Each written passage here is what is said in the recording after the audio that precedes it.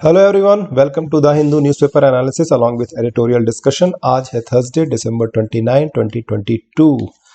तो आपने थंबनेल जैसा देखा है, सर्कुलर इकोनॉमी के बारे में थंबनेल है, उसको हम एडिटोरियल के साथ डिस्कस करेंगे।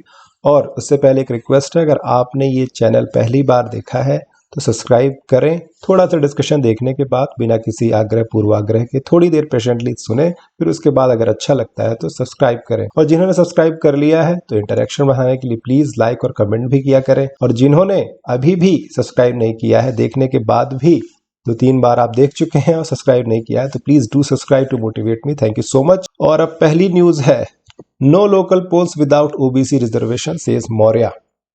अब उत्तर प्रदेश में हाई कोर्ट ने ओबीसी रिजर्वेशन को खारिज करते हुए कहा कि जो लोकल पोल्स है, सिविक पोल्स, वो कंडक्ट कराए जाएं बिना किसी ओबीसी रिजर्वेशन के। तो ओबीसी रिजर्वेशन कार्ड बहुत सारे स्टेट प्ले करते हैं, इवन चीफ मिनिस्टर कैंडिडेट भी ओबीसी से अपॉइंट किए जा रहे हैं। तो ये बहुत बड़ा इशू होगा पोल में, मतलब चुनाव में आने वाले। इसीलिए वहाँ की जो डिप्यूटी चीफ मिनिस्टर, उन्होंने कहा कि हम जब तक ओबीसी रिजर्वेशन नहीं देंगे कोई भी सिविक पोल्स कंडक्ट नहीं कराए जाएंगे। नेक्स्ट है, covid spike likely but no wave. Officials का कहना है कि कोविड केसेस के लिए जो कंसर्न बताए जा रहे हैं, ठीक है, स्पाइक बढ़ेगा, केसेस काउंट बढ़ेंगे, लेकिन कोई वेव नहीं आएगी कि जो डेल्टा वेरिएंट के टाइम पे हमने देखा था, या फर्स्ट कोविड जो वेरिएशन था जिसकी वजह से बहुत ज़्यादा डेथ्स भी देखने को मिली थी, तो ऐसी सिचुएशन नहीं क्रिएट होगी, ऑफिशियल्स का ये कहना है। और अभी जो वेरिएंट है कोविड का, वो है BF.7, ये मत भूलिएगा, ठीक है। और ये वेरिएंट है ओमिक्रॉन का, और Omicron itself is the variant of SARS-CoV-2, ठीक। नेक्स्ट है, 8 killed in stampede at TDP president's meeting. तो Telugu Desam Party president N Chandrababu Naidu, उनकी कुछ मीटिंग थी, वहाँ स्टैम्पीड यानी भगदड़ मच गई और 8 लोग मारे गए। तो ये वैसे तो आप कहेंगे पॉलिटिकल न्यूज़ है, लेकिन ये डिजास्टर मैनेजमेंट के लिए इंपॉर्टेंट है कि कैसे क्राउड कंट्रोल, क्राउड मैनेजमेंट किया जाए, उसके लिए ये न्यूज़ इंपॉर्टेंट है। भले इससे बड़े बड़े एग्जाम्पल आप देखते हैं किसी मंदिर में, ठीक है, जैसे भगदड़ के हालात हो जाते हैं। मोरबी में जो घटना घटी वो भी कुछ इस तरीके से था कि क्राउड मैनेजमेंट नहीं हो पा रहा था। तो डिजास्टर मैनेजमेंट के लिए इंपॉर्टेंट है। और Putin critic suffered multiple injuries. अब ये पुतिन जो प्रेसिडेंट है रशिया के, उनकी आलोचना करने वाले की जान चली गई, तो सस्पिशियस थोड़ा सा लग रहा था मामला उड़ीसा में। और ऐसा CID इंक्वायरी के लिए भी स्टेट गवर्नमेंट ने कहा है, देखते हैं क्या होता है। लेकिन अभी जो फॉरेंसिक रिपोर्ट वगैरह जो आई है, पोस्टमार्टम रिपोर्ट, उसमें कहा है कि ये उनको मल्टीपल इंजरीज हुई हैं। अब ये न्यूज़ हरियाणा से, वहाँ शुगर केन फार्मर्स प्रोटेस्ट कर रहे थे कि उनकी जो MSP है उसको हाइक करना चाहिए। तो अब हरियाणा CM ने अनाउंस किया कि ये कमेटी बैठाएंगे जो फिक्स करेगी शुगर केन प्राइसेस को। फिर है, महाराष्ट्र पासिस लोकायुक्ता बिल, ठीक। तो क्या है कि लोकायुक्ता और लोकपाल, तो लोकपाल एक्ट जो आया था 2013 में, उसमें ये प्रोविजन था कि साल भर के भीतर स्टेट गवर्नमेंट्स लोकपाल अपॉइंट करेंगी, लेकिन ऐसा हुआ नहीं, कई सारे स्टेट्स ने किया नहीं। तो अब फाइनली महाराष्ट्र में ये बिल आया गया है, लोकायुक्ता बिल 2022। अब वो चीफ मिनिस्टर को भी अपने कवरेज में लेकर आएंगे, एम्बिट मतलब उसके अंदर, उनको भी इसके बाहर नहीं रखा गया है। उनके खिलाफ भी अगर कोई केसेस आएंगे ग्राफ्ट के या करप्शन के, तो उनको चार्ज किया जाएगा। अब as a part of war preparations, fighter jets जो है उनकी ड्रिल कराई जाएगी, ट्रायल रन कराया जाएगा NH-16 में। जो अच्छी अच्छी सड़कें नहीं बन गई इस समय, नेशनल हाईवे, तो वहाँ पर ये हवाई पट्टी जैसा काम करेंगे, वहाँ पर ये फाइटर जेट्स लैंड होंगे और एक रिहर्सल टाइप की होगी कि सिचुएशन अगर ख़राब होती है तो कैसे हमारे fighter jets instead of landing on finding airports, they can land on any highway, national highway. तो उसी का ये ट्रायल रन है। अभी NH-16 कहाँ है ये थोड़ा देखते हैं। तो जैसा कि आप स्क्रीन पर देख सकते हैं, ये नेशनल हाईवे 16 है और यहाँ कोस्टल एरिया चेन्नई से कोलकाता के बीच में ये विशाखापट्टनम विजयवाड़ा होते हुए यहाँ पर NH-16 नेशनल हाईवे है। इसमें कहा है कि runs along east coast of West Bengal, Odisha, Andhra Pradesh and Tamil Nadu. और मैंने कल एक सवाल पूछा था कि कौन से अमेंडमेंट के थ्रू ओडिशा का नाम ओडिशा रखा गया था। ठीक है, तो उसका आंसर है 96 अमेंडमेंट। तो मैंने 90s के आसपास के अमेंडमेंट कहे थे, ना कि ईयर बोला था। तो ये 96 अमेंडमेंट है जिसके थ्रू ओडिशा का नाम ओडिशा रखा गया और उड़िया की जगह उड़िया की जो लैंग्वेज है उसको डिक्लेयर किया गया। 18 deaths due to syrup made by Indian firm says Uzbekistan ministry. अब देखिए, अभी गैम्बिया में तो ये देखा ही था हमने कि किस तरीके से हमारी जो सिरप वगैरह हैं जो मैन्युफैक्चर होती हैं, इंडिया फार्मास्यूटिकल हब कहलाता है, it's a pharmacy of world कहलाता है। रेपुटेशन हर्ट हुआ था वहाँ से, वहाँ पे जो इमेज है हमारी डिक्लाइन हुई थी। अब ये नया उज्बेकिस्तान मिनिस्ट्री ने कहा है कि health ministry of Uzbekistan said 18 children with acute respiratory disease have died from taking excessive dose of a cough syrup Doc 1 Max manufactured by Marion Biotech and Indian firm. ये फिर से एक दूसरा issue आ गया। तो इस तरीके से अगर घटनाएं होंगी तो हमारी जो फार्मास्यूटिकल पावर हाउस है उस पे इमेज पे ये झटका लगेगा और काफ़ी नुकसान होगा। तो इस चीज़ों से बचना चाहिए और प्रॉपर इन्वेस्टिगेट करके जो लोग रिस्पॉन्सिबल हैं उनके खिलाफ सख्त कार्रवाई होनी चाहिए। लाइसेंस सस्पेंड नहीं करना है, सीधे कैंसिल ही कर दो if there is a fault, क्योंकि ये बिल्कुल ग्रॉस नेग्लिजेंस है that can not be accepted. अब टेक्स्ट एंड कॉन्टेक्स्ट में क्या है important, grievances addressed during the second Sushasan Saptah, यानी गुड गवर्नेंस वीक की बात हो रही है। ठीक है, ये 19 दिसंबर से 25 तक चला और इसमें इतनी सारे ग्रीवांसेस, पब्लिक ग्रीवांसेस हियर किए गए। ठीक है, बाकी कुछ इतना इंपॉर्टेंट नहीं लगा। और नेक्स्ट है a failed attempt at decriminalisation, जन विश्वास बिल के बारे में बात हो रही है जो गुड गवर्नेंस के लिए आया था, ईज ऑफ डूइंग बिजनेस के लिए आया था।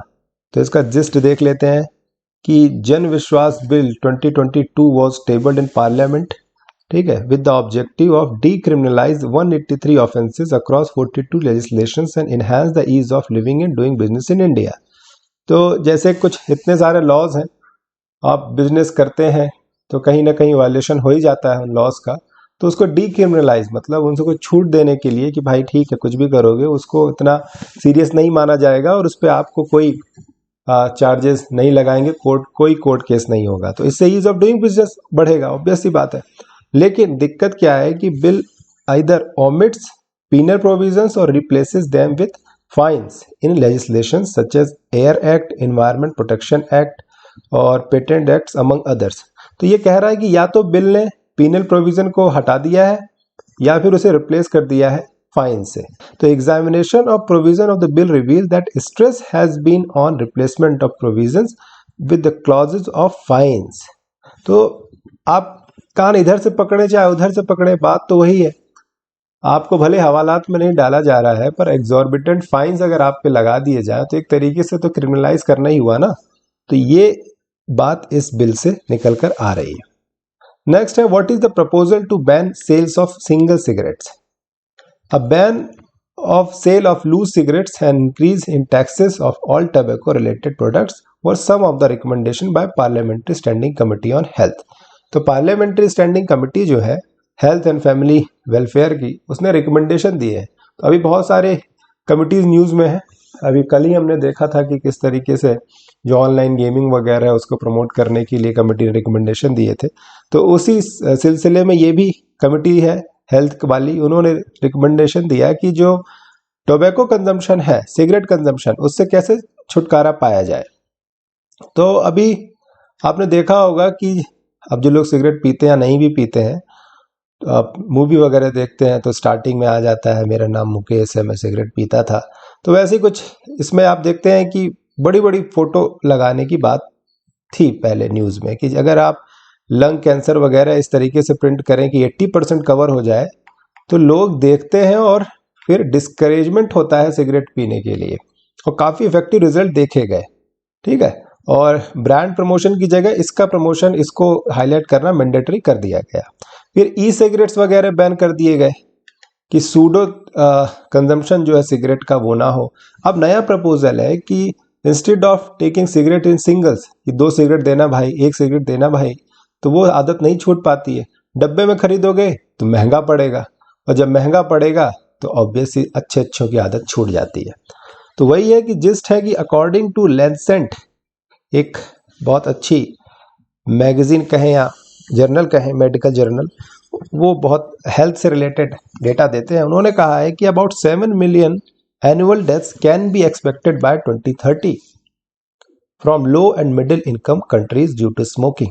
7 मिलियन एनुअल डेथ्स, यानी 70 लाख लोग मरने वाले हैं 2030 तक। ये बहुत चिंता का विषय है। Single sticks being more economical, सस्ती पड़ती हैं, यंगस्टर वही लेते हैं जाकर, दिमाग में सिगरेट के वही वाला स्टाइल चलता है उनका। A ban on single stick sales would compel a potential consumer to buy entire pack which may not B particularly economical. जो मैंने बताया वही इसमें जस्ट में कहा गया है। ठीक है, अब बढ़ते हैं अगली खबर की तरफ। अब ये पुतिन वाला हमने देख ही लिया है। ये इंपॉर्टेंट है कि high court seeks status report on caste based discrimination in Tamil Nadu village. तो जब आप कास्ट बेस्ड डिस्क्रिमिनेशन के लिए क्वेश्चन आएगा कि despite of the fact that we have so many laws provision in the constitution that prevent discrimination in any ground in this country, तो ऐसे cast based discrimination क्यों हो रहे हैं, ये सीधा क्वेश्चन आ सकता है मेंस में, इंटरव्यू में आ सकता है। और क्या प्रयास किए गए, तो क्वेश्चन में अगर नहीं भी पूछा जाता है तो आप एफर्ट कहीं ना कहीं डाल देते हो। तो उसमें यही है कि लॉ के अलावा भी हाई कोर्ट या जुडिशरी एक्शन लेती रहती है बीच बीच में, और ये उसका एग्जाम्पल है कि उन्होंने स्टेटस रिपोर्ट मांगी है तमिलनाडु में कि जो वहाँ के गाँव में डिस्क्रिमिनेशन हो रहा है कास्ट बेस्ड डिस्क्रिमिनेशन में, उसके क्या हालात हैं। तो ये इंपॉर्टेंट एग्जाम्पल है। ये ओबीसी न्यूज़ का हमने देख लिया यूपी से। ये इंपॉर्टेंट है, वेरी वेरी इंपॉर्टेंट। ये भले छोटा सा दे रखा है यहाँ पर, ठीक है, लेकिन ऐसी न्यूज़ के पोटेंशियल बहुत बड़े होते हैं। डेलीगेटेड लॉज के बारे में बात हो रही है। Should not travel beyond purview of parent act, इसे समझना बहुत ज़रूरी है आपके लिए। क्या होता है कि जब हम पहले तो कॉन्स्टिट्यूशन होता है, constitution is the law of land, ये फ्रेमवर्क तैयार करता है कि जिस तरीके से गवर्नेंस होनी चाहिए। फिर इसी के बेसिस पे लेजिस्लेशंस होते हैं। लेजिस्लेशन मतलब एक्ट्स वगैरह पारित होते हैं, चाहे पार्लियामेंट में चाहे स्टेट में।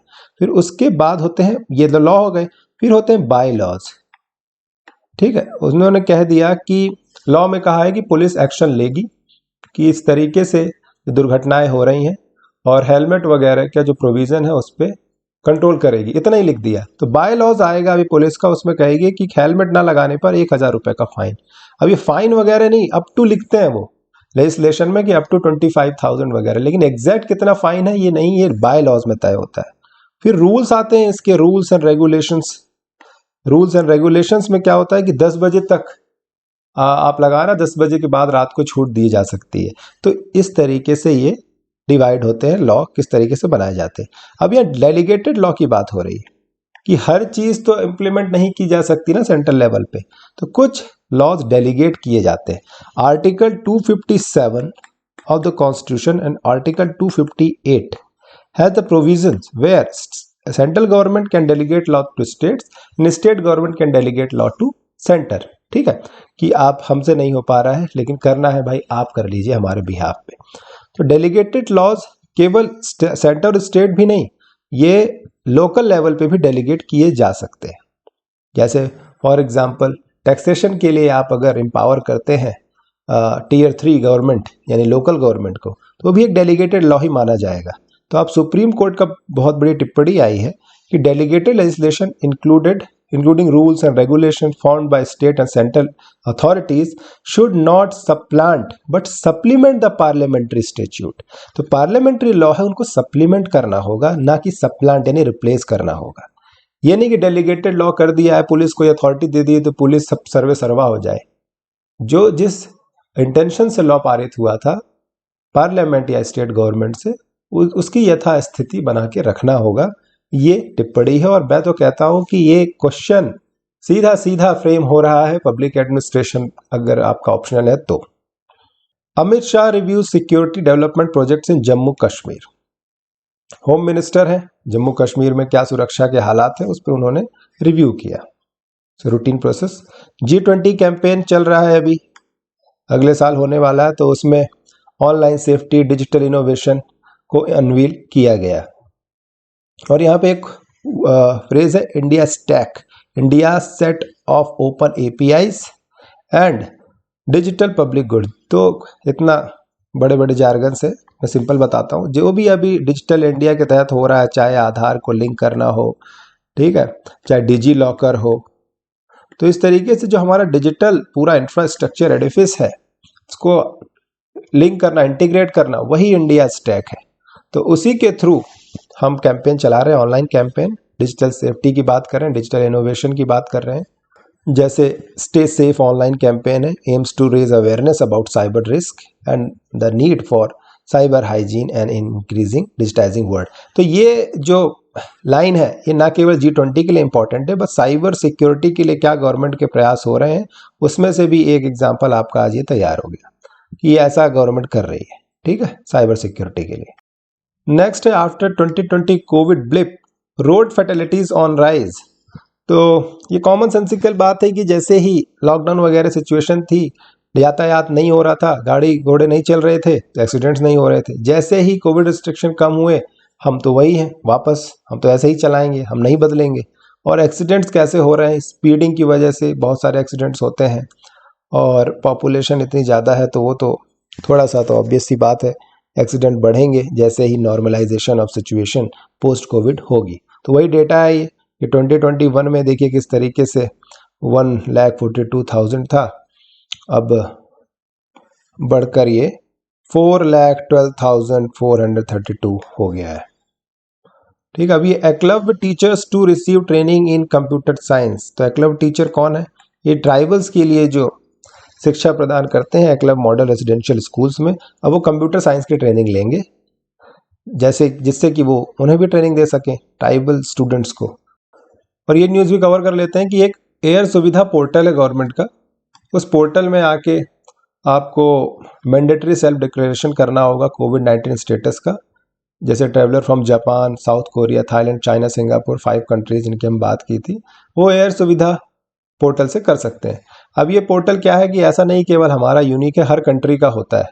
अगर आप फॉर एग्जांपल दूसरी कंट्रीज में जाते हैं, जैसे मालदीव गए, तो वहाँ पर एक एप्लीकेशन होता है, ठीक है, उसमें QR कोड वगैरह भी होते हैं, आपको फिल करना पड़ता है क्यों आ रहे हो, कितने दिन के लिए आ रहे हो। अब श्रीलंका जाए तो भी ऐसा ही होता है।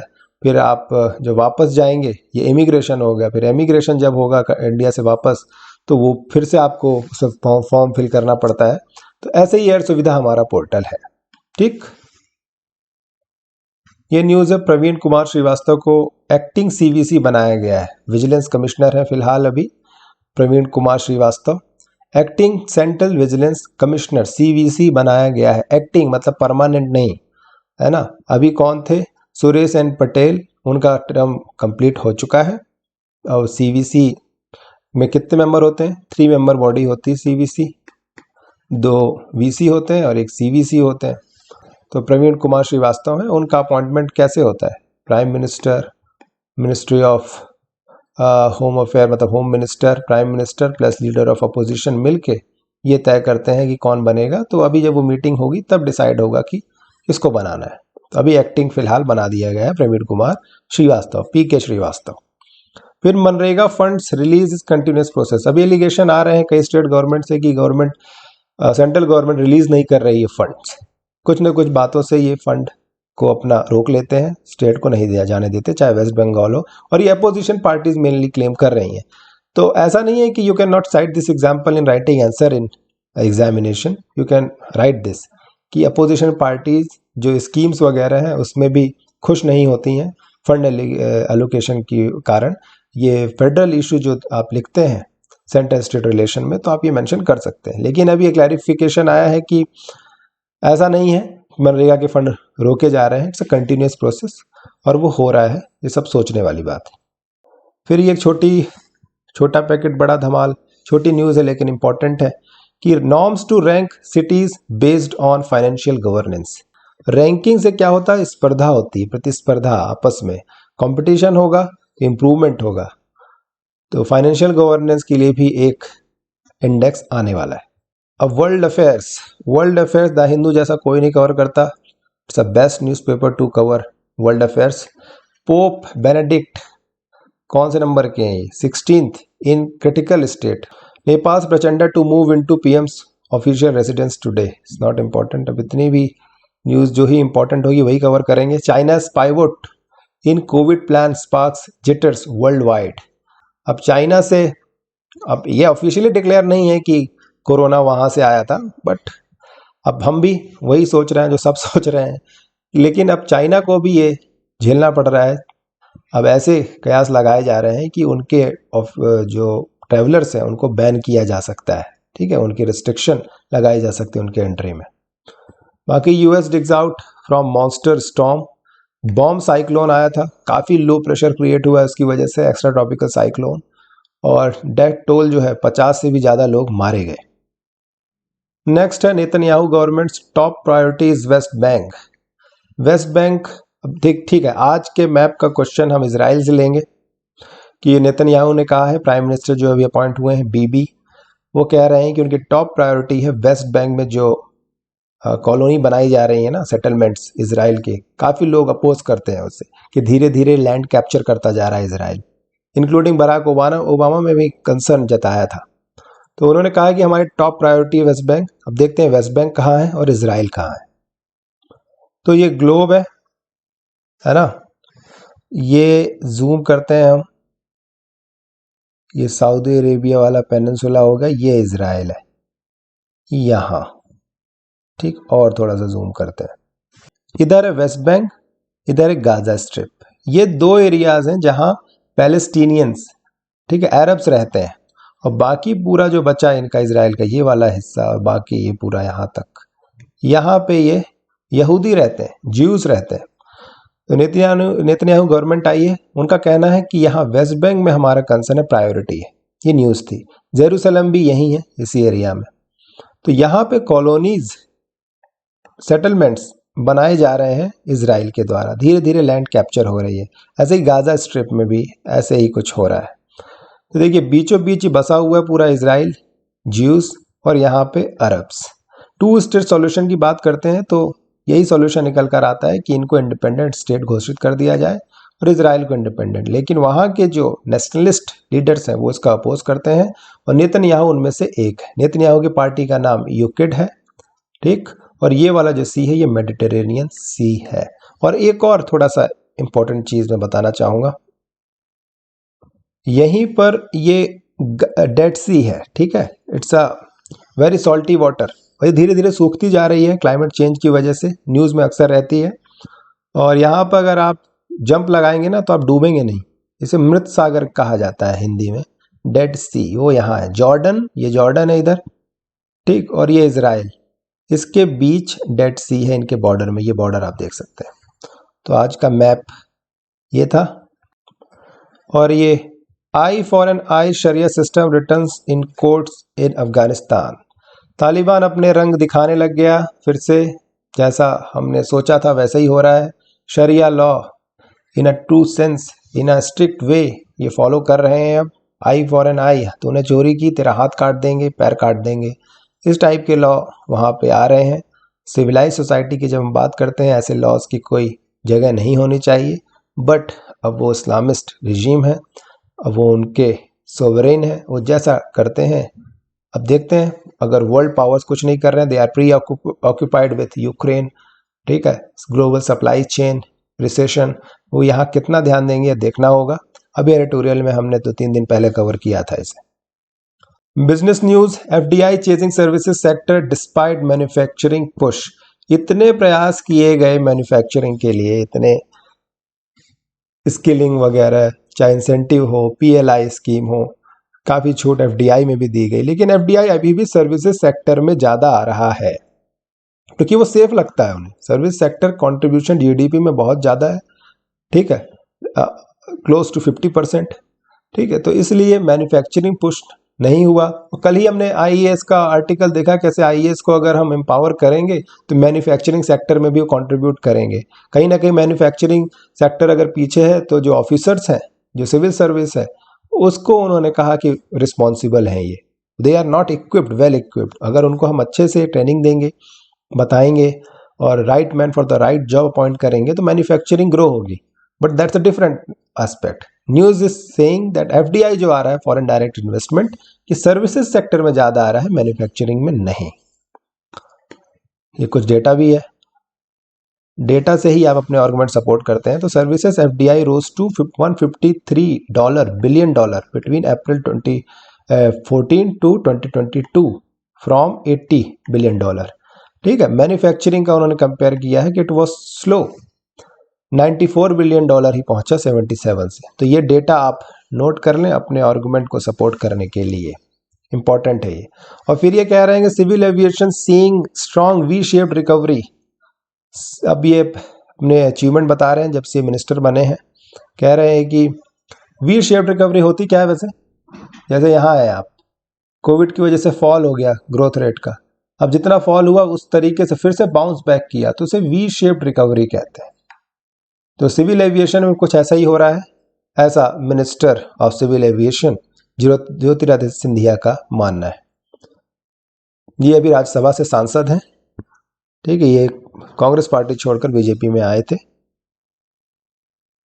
अब एडिटोरियल कवर करते हैं, उससे पहले जो हमारा थंबनेल है उसे डिस्कस कर लेते हैं कि ये आखिर सर्कुलर इकोनॉमी होती क्या है। तो सर्कुलर इकोनॉमी, ये बिजनेस लाइन में ये एडिटोरियल आया था और मुझे रिकमेंड किया गया।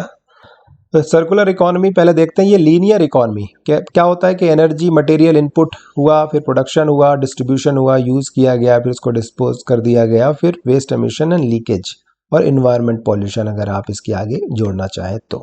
इससे बचने के लिए, ठीक है, सर्कुलर इकोनॉमी कॉन्सेप्ट आया। तो ऐसा नहीं है कि सर्कुलर इकोनॉमी कोई ऐसी नई चीज़ है हमको पता ही नहीं थी, ये तो टाइम इमेमोरियल हमारे जो पूर्वज हैं वो भी सर्कुलर इकोनॉमी पर ध्यान देते थे। ठीक है, सर्कुलर इकोनॉमी नहीं है, ये सृष्टि का एक चक्र है। कोई भी चीज़, ठीक है, पहले उगती है, फिर फल फ्रूट प्रोवाइड करती है, फिर धीरे धीरे नष्ट हो जाती है, मिट्टी में समा जाती है, जीवन का चक्र है। वैसे ही एक प्रोडक्ट का भी एक चक्र होता है, कोई प्रोडक्ट बनता है, फिर खत्म होता है, फिर उसे रिप्रोड्यूस किया जाता है। तो यहाँ से चालू हुआ, यूज़र से यूज़ हम करते हैं, फिर अगर उसे लॉन्गर यूज़ किया जाए, इंटेंसिफाई तरीके से यूज़ किया जाए, कोई भी चीज़, कपड़े पहन रहे हैं आप, ज़्यादा कपड़े ज़्यादा दिन तक पहने, क्यों बार बार बदलना, क्यों बार बार खरीदना। डीमटेरियलाइज मीन्स इफिशियंसी की बात हो रही है यहाँ पे। डीमैट वो नहीं है, वो सेबी वाला मार्केट शेयर वाला, जो डीमटेरियलाइजेशन कहते हैं शेयर्स को, ठीक है, वर्चुअल फॉर्म में, वो अलग टर्म है। ये डीमटेरियलाइजेशन एक एनवायरनमेंट में अलग टर्म है। इसका मतलब एफिशिएंसी से होता है, प्रोडक्टिविटी से होता है उस प्रोडक्ट का, ठीक। फिर इसका डिस्पोजल पे ज़्यादा ध्यान है। आप देखिए यहाँ से 3 ऑफशूट्स निकल कर आ रहे हैं। तो डिस्पोजल करने से पहले उसे रीयूज़ करें, रेट्रोफिट करके बढ़िया तरीके से उसे फिर से बनाएं और उसे यूज़ करें। रीमैन्युफैक्चर करें अगर दिक्कत हो रही है तो, रिफर्बिश करें, उसमें कुछ अगर एम्बेड करना है कुछ प्रोडक्ट। रिसाइकल, ये मेन कंपोनेंट है, उसे आप रिसाइकल कर सकते हैं। चीज़ को दे दें, जो रिसाइकलिंग वाले हैं वो ले जाएंगे कबाड़ वबाड़, फिर रिसाइकल करके फिर से नए स्टेज में ले आएंगे। तो आप यहाँ से बच गए, इस स्टेज पे वेस्ट एमिशन और लीकेज से बच गए आप, तो इन्वायरमेंट पॉल्यूशन नहीं हुआ। That is the whole edifice, the whole concept of circular economy. तो COP27 ये कहाँ हुई थी? ये शर्म अल शेख में हुई थी, इजिप्ट में। लेकिन मैप अगर आप गौर से देखेंगे तो इजराइल के बिल्कुल पास में है, वो सिनाई पेनिनसुला है ना, वहां पर है ये शर्म अल शेख। तो मैप में हमने ये इजराइल को देखा, ये इजराइल है, और शर्म अल शेख ये यहाँ है, ये रहा, ये इजिप्ट का पार्ट है। इजिप्ट मेन जो कंट्री है पूरी यहाँ इस तरफ बसी हुई है, ठीक है। सुएज कैनाल जो है, गल्फ ऑफ सुएज में जो कैनाल है, इसके इधर इजिप्ट है, लेकिन इसका इस तरफ भी, इस साइड भी पार्ट है थोड़ा सा, वहाँ शर्म अल शेख सिटी है। और ये गल्फ ऑफ अकाबा इसके माउथ पर है।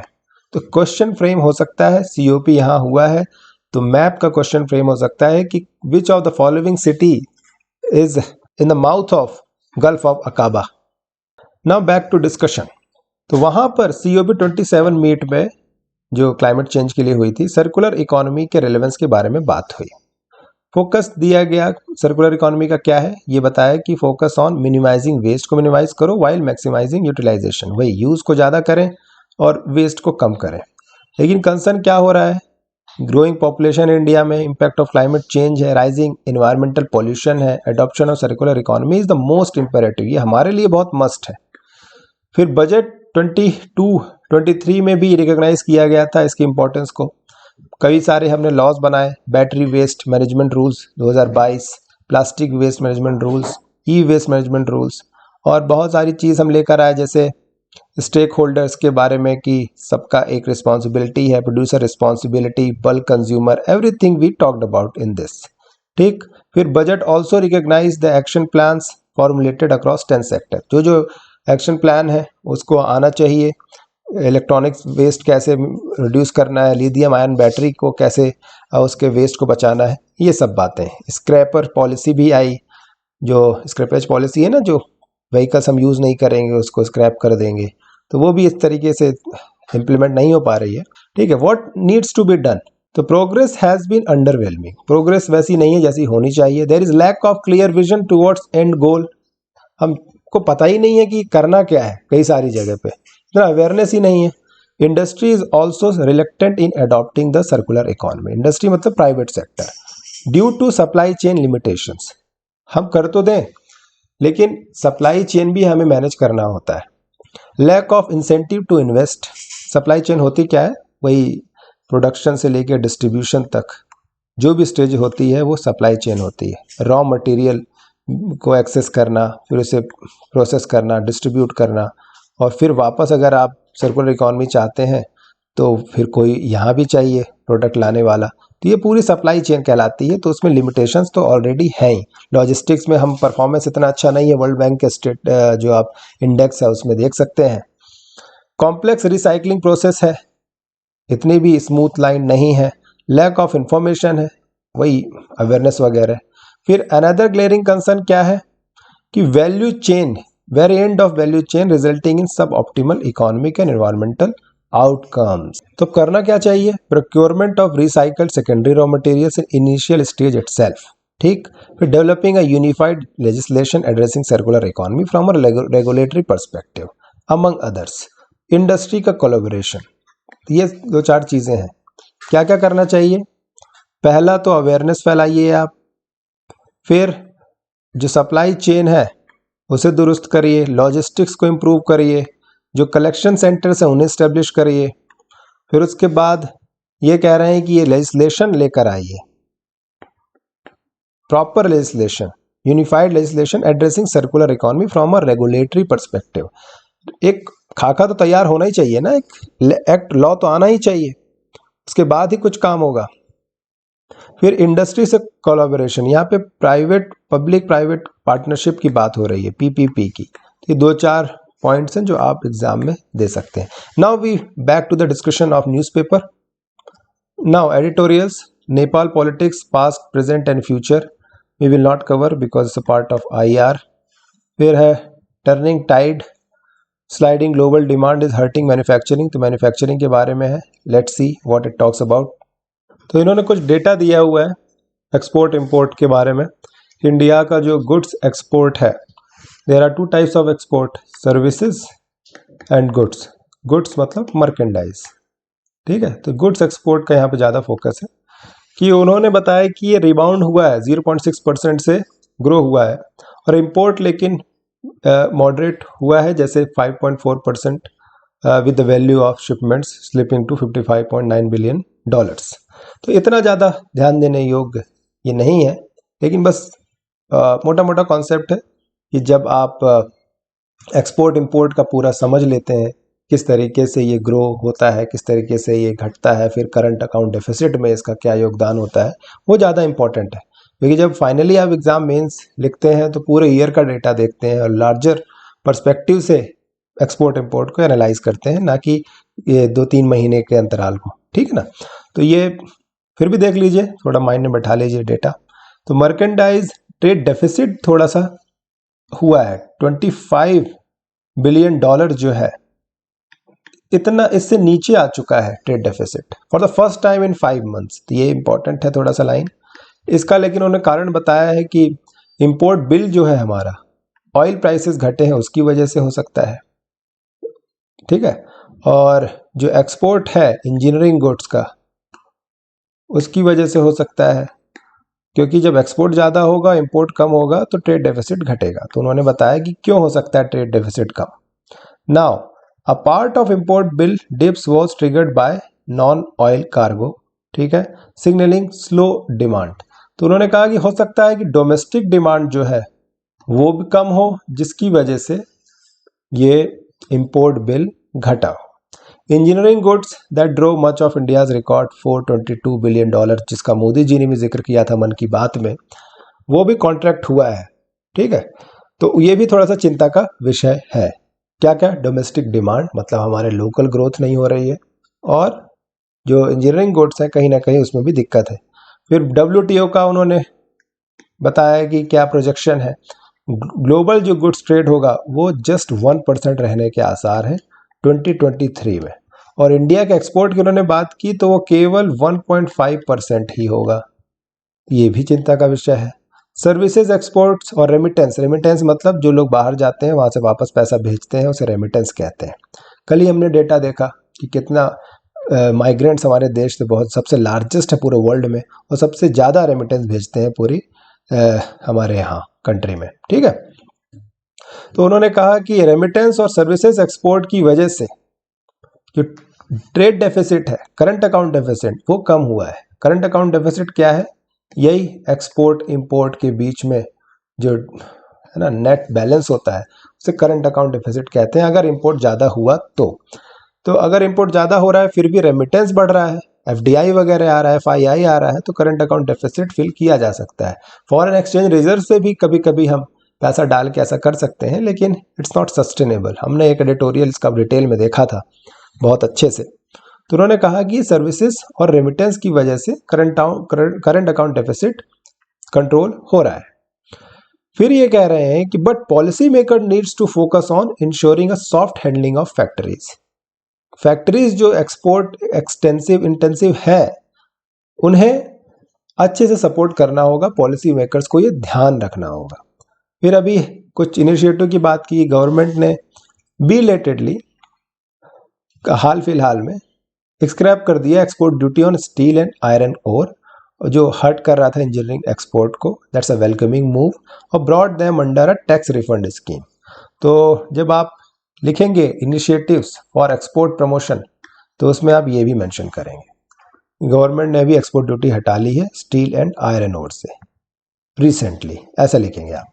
फिर वियतनाम, कंबोडिया, बांग्लादेश, चाइना, इतना कुछ हो रहा है ऑन स्लॉट पूरे वर्ल्ड इकोनॉमी में, लेकिन इनका जो शेयर है वो राइज होता जा रहा है ग्लोबल ट्रेड में।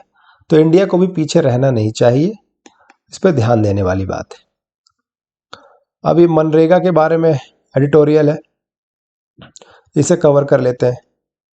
तो हमने अभी स्टार्टिंग में ही देखा कि मनरेगा पेमेंट की वजह से कितना इशू हो रहा है। अपोजिशन पार्टीज ब्लेम कर रही हैं सेंट्रल गवर्नमेंट को, और इन सब टसल के बीच में लॉस किसका हो रहा है? बेनिफिशियरीज का, जिन लोगों को ज़रूरत है। डिमांड ड्रिवन ये स्कीम है, अपने आप में यूनिक है, ठीक है। लीगल राइट प्रोवाइड कराती है ये स्कीम, ठीक। ये स्कीम अपने जो बेनिफिशरीज हैं उनको लीगल राइट देती है कि अगर आपको जो आपने काम किया है, अगर आपको उसका पैसा नहीं मिल रहा है तो आप उसका कंपनसेशन भी ले सकते हैं एज अ फाइन। आपको उसका मुआवजा मिलेगा कब? 15 दिन के बाद। 15 दिन तक अगर नहीं मिलता है, वैसे तो वीकली मिलना चाहिए, लेकिन 15 डेज एट मैक्स, फिर उसके बाद आपको कंपनसेशन दिया जाएगा। ये सेक्शन 3 है जो मनरेगा एक्ट 2005 का, उसके तहत सेक्शन 3, इसके तहत इसका यहाँ मेंशन है, उसके तहत ये इंश्योर किया गया है कि आपको कंपनसेशन दिया जाए, ठीक। तो ये एक रिपोर्ट आई है लिपटेक इंडिया की, NGO है ये, कि 2744 करोड़ ड्यू है वर्कर्स के सिंस दिसंबर 26, 2021 से। ये कॉन्ट्ररी है किसके? मनरेगा एक्ट सेक्शन 3 के, वही जो हमने भी डिस्कस किया कि उसके तो खिलाफ हो रहा है ये सब।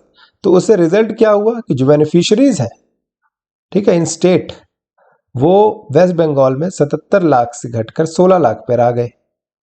तो ये तो चिंता वाली बात है। Union government suggested that it block the funding for West Bengal only for non compliance with the directives of central government. तो वहाँ के जवाब में तृणमूल गवर्नमेंट ने बोला कि हम GST का शेयर रोक देंगे। तो ये सब चीज़ें भी हमने देखी। लेकिन ये सब बातें हैं, ठीक है, मिसयूज रिपोर्ट हो रहा है, अच्छी बात है, उसको आप कंट्रोल करना चाहते हैं, अच्छी बात है, लेकिन workers are being unduly punished. उनकी बेचारों की क्या गलती है? जो हमने देखा कोरोना के टाइम में, ये बूंद था उनके लिए, ये ना कि रूरल हाउस होल्ड्स के लिए, बट जो अर्बन एरिया से जो माइग्रेट करते थे, जो अल्टरनेट एम्प्लॉयमेंट के लिए ट्रांजिट करते थे कि अभी फिलहाल कुछ काम नहीं मिल रहा है, चलो यही करें, उनके लिए ये एक बूंद था और इसने बहुत हेल्प की। और गवर्नमेंट को अगर इस चीज़ों से बचना है तो पहले ही एडिक्वेट फंड जो है फाइनेंशियल ईयर में सेट असाइड कर लें, लेकिन ऐसा गवर्नमेंट करती नहीं है, अपने हिसाब से ये पैसा रोकते और देते रहते हैं बीच बीच में। लेकिन क्या है कि टेक्नोक्रेटिक अप्रोच, पूरा रिलायंस आपका टेक्निकल जो कंप्लायंस है, ब्यूरोक्रेसी है, उसकी वजह से होता है, उन पर अगर आपका रिलायंस होता है तो इस अप्रोच की वजह से प्रॉब्लम खड़ी होती है। और द हिंदू तो बहुत क्रिटिकल रहता है, चाहे आधार का इम्प्लीमेंटेशन हो, ठीक है, बेनिफिशरीज को जो आइडेंटिफाई नहीं कर पाता आधार बायोमेट्रिक, उसके लिए भी ये बहुत वोकल रहता है। और ये बहुत अच्छी बात भी है कि इनजस्टिस किसी के साथ नहीं होना चाहिए। लेकिन ऐसा नहीं कि आप पूरी आधार स्कीम को डिस्कार्ड कर लें, ऐसा नहीं कि बायोमेट्रिक जो अभी स्मार्टफोन से डेटा कैप्चरिंग होने वाली है, गवर्नमेंट की मैंडेटरी कर दिया अटेंडेंस को, उसको आप डिस्कार्ड कर दें। टेक्नोलॉजी की तरफ हमें जाना ही होगा, बट कंसर्न ये भी सही है कि किसी भी बेनिफिशियरी का, जेन्युइन बेनिफिशियरी के साथ कोई गलत ना हो, इनजस्टिस ना हो, इसका भी हमें ध्यान रखना होगा। ठीक है, वेलकमिंग मूव है ये सब, जो भी टेक्नोलॉजी है, अगर करप्शन रोकना है। पहले तो यही होता था ना, गोवा में जैसे एक बार हुआ खुलासा कि उसके बेनिफिशरीज रिकी पॉन्टिंग जैसे लोग थे, और तमिलनाडु में मनरेगा का घोटाला हुआ, तो देख ही रहे हैं तेलंगाना में भी, तमिलनाडु, तेलंगाना, सदर्न स्टेट्स में भी ये सब हो रहा है। तेलंगाना ने जो पैसा लिया उसको कहीं और डाइवर्ट कर दिया, कुछ और ही बना दिया उन्होंने।